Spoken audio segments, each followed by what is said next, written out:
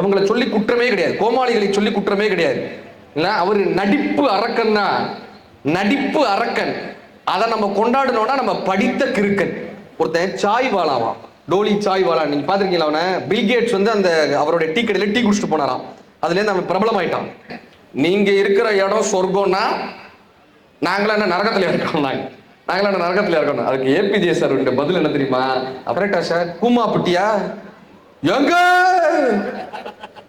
அந்த அசோசியேஷன்ல இருக்கிறவருடைய அம்மா இறந்துட்டாங்க, அப்பா இறந்துட்டாங்க, ஏதோ ஒன்று வருது இல்ல, இன்னார் இறந்து விட்டார். உடனே நம்ம என்ன பண்றோம்? என்ன சார் ரிப் கரெக்டா? அது யாருன்னே தெரியாது. ஒரு போட்டோ போட்டு ஏதாவது ஒன்று வந்துருச்சுன்னா ரிப், ஆர்ஐபின்னு எந்தக்குமே போடாங்க, எல்ஐபின்னு போடுங்க. ஏபிஜே சார் பதவி ஏற்க போறாரு. அவர்கிட்ட இந்த பத்திரிகையாளர்கள் போய் கேட்கிறாங்க, இங்க தெற்குல இருந்து வர்றாங்கல்ல, உடனே அங்க இருக்கிறவங்கள வித்தியாசமா ஏதாவது கேள்வி கேட்பாங்கல்ல. இவர் அங்க குடியரசுத் தலைவரா பதவி ஏற்க போறாரு, அவரை பத்தி எல்லாம் தெரியும் தானே. தெரிஞ்சதுக்கு அப்புறமும் கேட்டாங்க, நீங்க எந்த ஊர்ல இருந்து வரீங்கன்னாங்க. ஏபிஜே சார்ட்ட கேட்டாங்க, நீங்க எந்த ஊர்ல இருந்து வரீங்கன்னாங்க. ஏபிஜே சார் அப்துல் கலாம் ஐயாவினுடைய பதில் என்ன தெரியுமா? நான் சொர்க்கத்தில் இருந்து வருகிறேன், சொர்க்கத்தில இருந்து வரேங்க. உடனே அவங்க கேட்டாங்க, நீங்க இருக்கிற இடம் சொர்க்கம்னா நாங்களா என்ன நரகத்துல இருக்கோம், நாங்களா என்ன நரகத்துல இருக்கணும். அதுக்கு ஏபிஜே சார் பதில் என்ன தெரியுமா? அப்படி இல்லைங்க, நீங்க பாரத தாய், அந்த இந்தியா மேப் இருக்குல்ல, இந்த இந்தியா மேப்பை ஒரு பாரத தாயாக கற்பனை செய்து கொள்ளுங்கள். இந்த இந்திய வரைபடத்தையே இந்திய தாயாக, பாரத தாயாக கற்பனை செய்து கொள்ளுங்கள். அந்த பாரத தாயினுடைய பாதத்தில் இருக்கக்கூடிய இடம் இந்த ராமநாதபுரமும் ராமேஸ்வரமும். இஸ்லாமிய மார்க்கத்தின்படி தாயின் பாதம் சொர்க்கம் என்று சொல்வார்கள். அப்படி பார்த்தால் பாரத தாயினுடைய பாதத்தில் இருக்கக்கூடிய ராமநாதபுரத்திலிருந்து, ராமேஸ்வரத்திலிருந்து வருவதனால் நான் சொர்க்கத்திலிருந்து வருகிறேன் ஏபிஜே சார் சொன்னார். நம்ம ஊர் பத்தி தான் பேசுறேன். அவர் முறைச்சு பார்க்கிறார், வேற ஏதோ பத்தி பேசுறாரு போலய. மகாத்மா காந்தி தமிழ்நாட்டுக்கு வராரு. இங்க வந்தவங்க கிட்ட கேட்கிறாரு, உங்க ஊர்ல ஒரு ராமாயணம் இருக்காமே, கம்ப ராமாயணம்னு சொல்றாங்க, எனக்கு அதை யாராவது கத்துத்தர முடியுமான்னு கேட்டாருங்க. எனக்கு யாராவது இதை கத்துத்தர முடியுமான்னு. உடனே எல்லாரும் சொன்னாங்க, இங்க வந்து கம்ப கடல்ன்றது ரசிகமணி டி.கே. சிதம்பரம் சார், நீங்க அவர்கிட்ட வேணா கேட்டு பாருங்களேன். நாங்க மகாத்மா காந்தி போய் சிதம்பரம் ஐயா கிட்ட கேட்கிறாங்க, எனக்கு இந்த கம்பராமாயணத்தை கற்றுக் கொடுக்க முடியுமான்னு, எனக்கு இந்த கம்பராமாயணத்தை கற்றுக் கொடுக்க முடியுமான்னு நம்ம காந்தி வந்து கேட்கிறாங்க. நம்மளால தான் என்ன பண்ணிருப்போம், சார் சாயந்தரம் 6 மணிக்கு டியூஷன் சார் வந்துருக்கு, இவ்வளவு பேமெண்ட் இருப்போம்ல. ரசிகமணி டி.கே.சி சொல்றாரு, முடியாதுங்க, உங்களுக்கு நான் கம்பராமாயணத்தை சொல்லித்தர முடியாதுங்க. சொல்லித்தர முடியாது, தேச தலைவருங்க காந்தி, உங்களுக்கு கம்பராமாயணத்தை சொல்லித்தர முடியாதுங்கன்ட்டாரு. காந்தி கேட்டார், ஏன்னு கேட்டாருங்க. ரசிகமணி டி.கே.சி பதில் என்ன தெரியுமா? அடுத்த பிறவி என்று இருந்தால், அந்த பிறவியில் உங்களுக்கு ஆசீர்வாதம் இருந்தால் நீங்கள் தமிழராய் பிறக்க வேண்டும், அந்த பிறவியில் எனக்கும் ஆசீர்வாதம் இருந்தால் நானும் தமிழராய் பிறக்க வேண்டும், இருவரும் தமிழராய் பிறந்தால் மட்டும்தான் இந்த கம்பராமாயணத்தினுடைய சுவையை முழுவதுமாக அறிய முடியும் ரசிகமணி டி.கே.சி சொல்றாரு.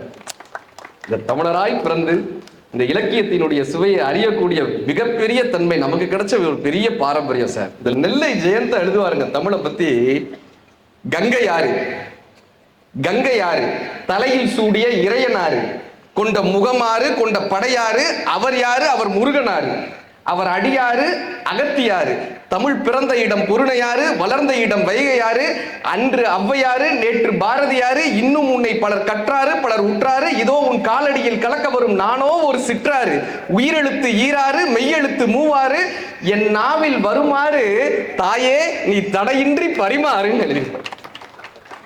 இதை கற்றுக் கொடுக்கணும்ல நம்ம குழந்தைகளுக்கு, இந்த சந்தத்தை கற்றுக் கொடுக்கணும்ல, இந்த கவிதையை கற்றுக் கொடுக்கணும்ல, இந்த விஷயத்தை கற்றுக் கொடுத்தா வழி மாறி போவே மாட்டான் சார்.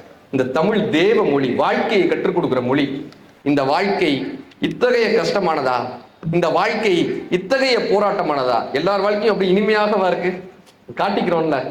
ஆனால் இந்த வாழ்க்கை போராட்டமானதுதான், இந்த வாழ்க்கை கஷ்டமானதுதான், இந்த வாழ்க்கை சவாலானதுதான், இந்த வாழ்க்கை மிகவும் நமக்கான சங்கடங்களை கொடுக்கக்கூடிய வாழ்க்கையா என்று கேட்டால் ஆம் என்று சொல்லிவிட்டு வாழ்க்கை கடந்து போய்கொண்டே இருக்கும். இந்த வாழ்க்கையின் சங்கடங்களை எப்படி தீர்ப்பதுன்னா அது புத்தகங்கள் தாங்க கத்துக் கொடுக்கும். சீசரின் தாயோ சிறப்புடன் பெற்றாள், நாசரின் தாயோ நயமுடன் பெற்றாள், காமராசரின் தாயோ நாட்டிற்காக பெற்றாள், என்னை பெற்றவளோ நான் அழுவதற்காகவே பெற்றாள்.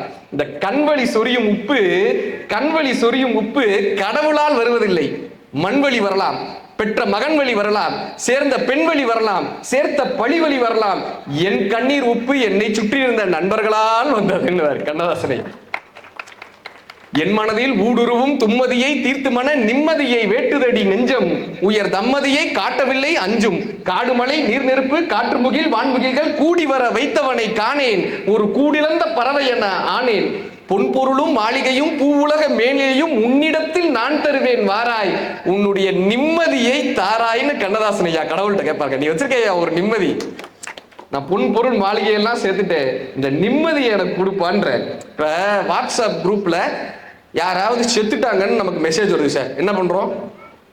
ஒரு குரூப் வச்சிருப்போமா, உடனே நம்ம இந்த குரூப்ல என்ன பண்றாங்க, யார் எல்லாருக்கும் காலேஜ் ஸ்டூடெண்ட் குரூப் ஏதோ ஒரு குரூப் இருக்குல்ல, ஒரு அசோசியேஷன், அந்த அசோசியேஷன்ல இருக்கிறவருடைய அம்மா இறந்துட்டாங்க, அப்பா இறந்துட்டாங்க, ஏதோ ஒன்று வருது இல்ல, இன்னார் இறந்து விட்டார். உடனே நம்ம என்ன பண்றோம்?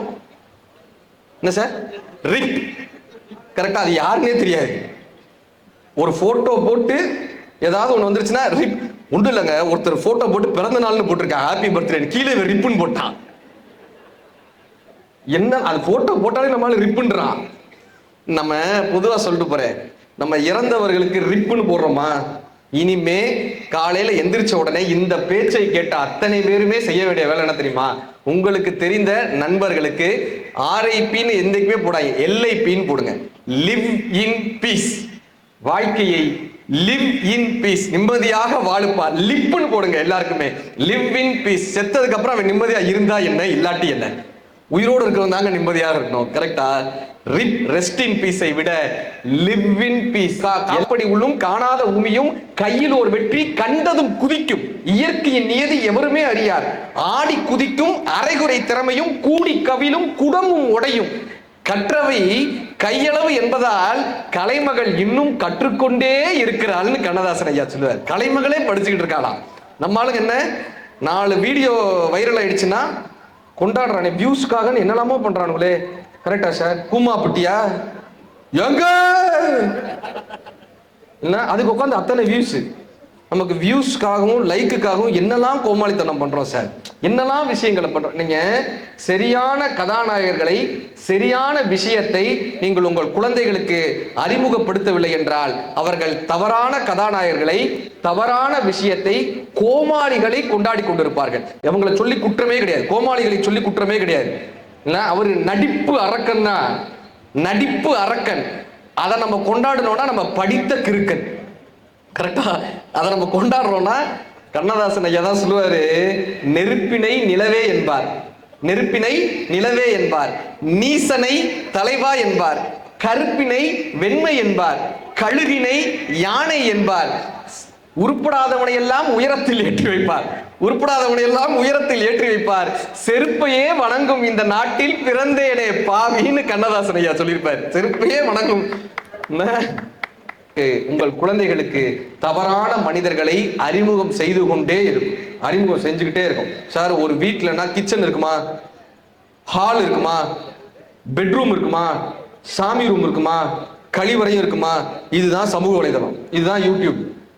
நாம எந்த அறைக்கு போறோன்றது நம்மை பொறுத்து தான் இருக்கு. சமையல் பிடித்தவர்கள் சமையல் அறைக்கு போறாங்க, சாமி பிடித்தவங்க, பக்தி பிடித்தவர்கள் சாமி அறைக்கு போறாங்க, பொதுவான விஷயங்கள் பேசுறவங்க இந்த ஹாலில் உட்கார்ந்து பேசுற மாதிரி. ஆனால் நாம் கழிவறைகளை மட்டும்தான் இன்றைக்கு கொண்டாடி கொண்டே இருக்கோம் இல்லையா? கோமாளிகளை மட்டும்தான் நாம கொண்டாடிக்கிட்டே இருக்கோம். இந்த கோமாளிகளை விட்டு விட்டு எழுத்தாளர்களை, சிந்தனையாளர்களை, புத்தகங்களை யாரால் அறிமுகப்படுத்த முடிகிறதோ அவர்களால் தான் ஒரு ஆரோக்கியமான சமூகத்தை உருவாக்க முடியும். இந்த ராமநாதபுரம் மாவட்டத்தில் இங்க ஒரு அழகான ஒரு ஸ்டால் போட்டிருக்காங்க. எழுத்தாளர்கள், இந்த மாவட்டத்தினுடைய எழுத்தாளர்கள் எழுதிய புத்தகங்களை அற்புதமா ஒரு ஸ்டால் போட்டிருக்காங்க. இந்த மாவட்டத்தில் உள்ள எழுத்தாளர்களை உங்க குழந்தைகளுக்கு அறிமுகப்படுத்துங்க. நடிப்பு அரக்கன், படிப்பு இந்த கிறுக்கன்லாம் தள்ளிட்டு அற்புதமான இந்த எழுத்தாளர்களை அறிமுகப்படுத்தும் போதுதான் இந்த சமூகத்திலிருந்து நம் குழந்தைகளை காப்பாற்ற முடியும் சார். ஒண்ணுல இந்திய நாட்டினுடைய ஹாக்கி வீரர் ஹர்ஜித் சிங், இந்திய நாட்டினுடைய ஹாக்கியினுடைய கேப்டனா இருந்தவர் ஹர்ஜித் சிங்னு, ஒலிம்பிக்ல போய் இந்திய நாட்டுக்கு தங்க பதக்கம் வாங்கினவர். இந்த டீமே அவர் வருத்தப்பட்ட ஒரு செய்தி பதிகிறாரு. ஏர்போர்ட்ல வந்து இறங்குறாங்க சார், ஏர்போர்ட்ல வந்து இறங்குறாங்க. அவர் சொன்னார், இந்திய நாட்டுக்காக நாங்க தங்கம் வாங்கிட்டு வந்தோம், எங்களை யாருன்னே தெரியல, யாருக்குமே எங்களை யாருன்னே தெரியல. ஒருத்தன் சாய் வாலாவான், டோலி சாய் வாலா, நீங்க பாத்திருக்கீங்களா? அவனை பில் கேட்ஸ் வந்து அந்த அவருடைய டீ கடையில டீ குடிச்சிட்டு போனாராம், அதுல இருந்து அவன் பிரபலம் ஆயிட்டான். பிரபலமானவனையும் எல்லாரும் போய் அந்த சாய்வாலா கிட்ட போட்டோ எடுத்துக்கிறாங்க. எல்லாரும் அந்த சாய்வாலாக்கு போய் கை கொடுக்குறாங்க. எங்களை யாருன்னே தெரியலங்கன்னாங்க.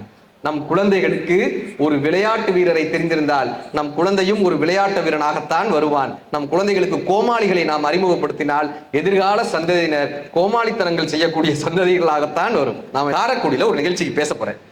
60ஆம் கல்யாணம், நல்லா கேட்டுக்கங்க. 60ஆம் கல்யாணம் பேச போறேன் காரைக்குடியில. கிட்டத்தட்ட ஒரு 40 வருஷம் அந்த அம்மா குடும்பம் நடத்துறவங்க. நான் கூப்பிட்டு அந்த அம்மாட்ட சொன்னேன், ஏம்மா நீங்க ஒரு 35 வருஷம் 40 வருஷம் குடும்பம் நடத்திருக்கீங்க ஐயாவோட, நல்லா கேளுங்க. 35 வருஷம் நீங்க குடும்பம் நடத்திருக்கீங்க. என்னைய பேச கூப்பிட்டுருக்காங்க, நான் பேச போறேன். நீங்க ஏதாவது அதுக்கு முன்னாடி ஐயாவை பத்தி 2 வார்த்தை சொல்லுங்களேன்னு. நீங்க ஐயாவை பத்தி 2 வார்த்தை சொல்லுங்களேன். அந்த அம்மா ஒரே வார்த்தை சொல்லுச்சு. இந்த ஆன்றதுல 35 வருஷம் வாழ்க்கை அடங்கி இருக்கு சார். நான் கோயிலுக்கு போயிருந்தேன். நான் சொன்னேன், நீ ஏதாவது தப்பு பண்ணேன்னா சாமி கண்ணை குத்துண்டான்னு. சரி பான்ட்டான். அந்த பக்கமா வந்தோடனே அங்க ஒரு சிங்கம் யாடி சிலை இருந்துச்சா. அவன் சொன்னா, அப்பா இந்த பக்கம் வாப்பா சிங்கம் கடிக்க போகுதுன்னா. நான் சொன்னேன், அது சிங்கம்டா, சிங்க சிலை, கல்லால செஞ்ச சிங்க சிலைடான்னு. ஒரு வார்த்தை கேட்டாங்க, கல்லால செஞ்ச சிங்கம் கடிக்காதுன்னா கருணையா இருக்கக்கூடிய கடவுள் எப்படிப்பா கண்ணை குத்துவாருன்னா. கும்பகோணத்து பக்கத்துல அறிவழகன்னு ஒரு ஐயா, இந்த கொரோனா காலகட்டத்தில் அவங்க மனைவிக்கு கேன்சர், இவருக்கே ஒரு 70 வயசு, அவங்க மனைவிக்கு கிட்டத்தட்ட ஒரு 63 வயசு, அவங்களுக்கு கேன்சர் பேஷண்ட். பாண்டிச்சேரியில ஜிப்பர் மருத்துவமனையில அவங்களுக்கு மருந்து கொடுத்துட்டு இருக்காங்க, ட்ரீட்மெண்ட் பார்த்துட்டு இருக்காங்க. மருந்து தீர்ந்து போயிருச்சு.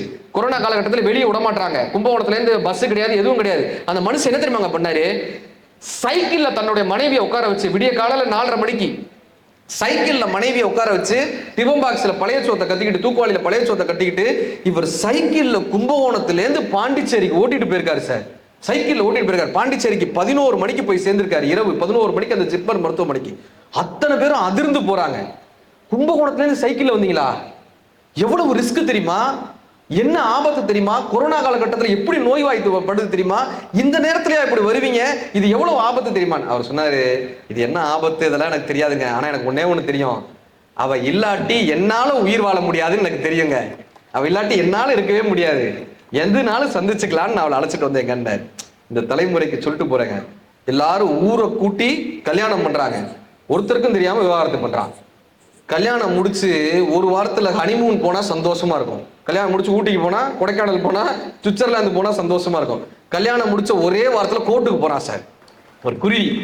இந்த குருவிக்கு என்ன பெரிய ஆசைன்னா சொர்க்கத்துக்கு போகணும்னு ஆசை சார். இந்த குருவிக்கு என்ன ஆசை? சொர்க்கத்துக்கு போகணுமா. உடனே அது என்ன பண்ணுச்சு, இந்த சொர்க்கம் எங்க இருக்குன்னு ஒவ்வொருத்தர்த்தையா கேக்குது. சொர்க்கம் எங்க இருக்குன்னு முதல் ஒரு ஜோசியர்கிட்ட கேட்டுச்சா. அவர் சொர்க்கத்துக்கு வழி சொன்னாரா? சொல்லிட்டு என்ன பண்ணாரு, ஒரு ரெக்கை அந்த குருவிட்ட இருந்து ஒரு இறகு, இந்த இறகை மட்டும் அது வந்து ஃபீஸா வாங்கிக்கிட்டாரு. இறகை மட்டும் ஃபீஸா வாங்கிக்கிட்டாரு. இப்ப அது என்ன பண்ணுச்சு, அடுத்து ஒரு மரத்துக்கிட்ட போய் கேட்டுச்சு. மரமும் சொர்க்கத்துக்கு வழி சொல்லி அது ஒரு இறகு வாங்கிக்கிச்சு. அப்புறமா ஒரு கோழி கிட்ட அதுவும் சொல்லி ஒரு ஃபீஸ் வாங்கிக்கிச்சு. இப்படியே காற்றுக்கிட்ட, பூக்கிட்ட எல்லாம் ஒவ்வொருத்தரும் வழி சொல்லி ஒவ்வொரு ரெக்கையா ஒவ்வொரு இறகா வாங்கிக்கிட்டே இருந்தாங்க. கடைசியா ஒரு கழுதுகிட்ட இப்படி கேட்டு சார் கிட்டத்தட்ட சொர்க்கம் வந்துருச்சு, கண்ணால பாத்துருச்சு. இந்த குருவி பறந்து போலான்னு நினைக்கும் போது அதுகிட்ட ரெக்கையே இல்லை. நகண்டு அந்த குருவி சொர்க்கத்தின் வாசலில் சென்று இறந்து போனதுன்னு அந்த கதையை முடிச்சிருப்பாங்க. இது குருவியோட கதை இல்லை, நம்ம கதை. இந்த வாழ்க்கையில இப்ப அனுபவிச்சிருவோம், அடுத்து அனுபவிச்சிருவோம். நம்ம கிட்ட இருக்கக்கூடிய ஒவ்வொரு நாளையும் அந்த இறகு போல கொடுத்துக்கிட்டே வரோமே. இந்த வீடை வாங்கிடுவோம், இந்த காரை வாங்கிடுவோம், இந்த மகிழ்ச்சியை வாங்கிடுவோம்னு நினைக்கிறோமே. ஒருத்தர் சொன்னா, நான் மதுரையில் 5 ஏக்கர் நிலம் வாங்கியிருக்கேன், இந்த ராமநாதபுரத்துல 16 ஏக்கர் நிலம் வாங்கியிருக்கேன், இந்த அடுத்து திருச்சியில 4 ஏக்கர் வாங்க போறேன். நிலம் சொல்லுச்சு, இவன் என்ன வாங்குறானோ, இவங்க தாத்தாவை நான் தான் வாங்கி போட்டேன், இவங்க அப்பனை நான் தான் வாங்கி போட்டேன், இவனையே நான் தான் வாங்கி போட போறேன், இவன் என்ன வாங்கி போட போறான.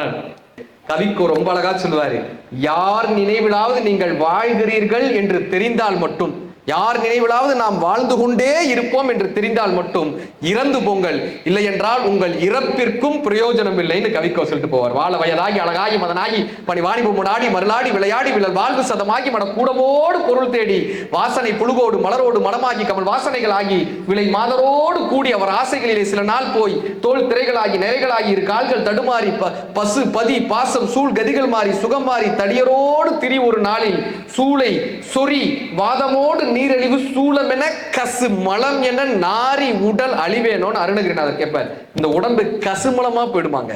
இந்த சென்னையில சொல்றாங்களே, அது 2000 வருஷ பழமையான வார்த்தை, அருணகிரிநாதர் வார்த்தை. கசுமலமாக போகக்கூடிய இந்த மனித உடம்பை, அர்த்தமற்றதாக போகக்கூடிய இந்த மனித உடம்பை, அர்த்தமற்றதாக இருக்கக்கூடிய இந்த மனித வாழ்க்கையை அர்த்தமுள்ளதாக மாற்றக்கூடிய மிகப்பெரிய ஆயுதம் இந்த புத்தகம்.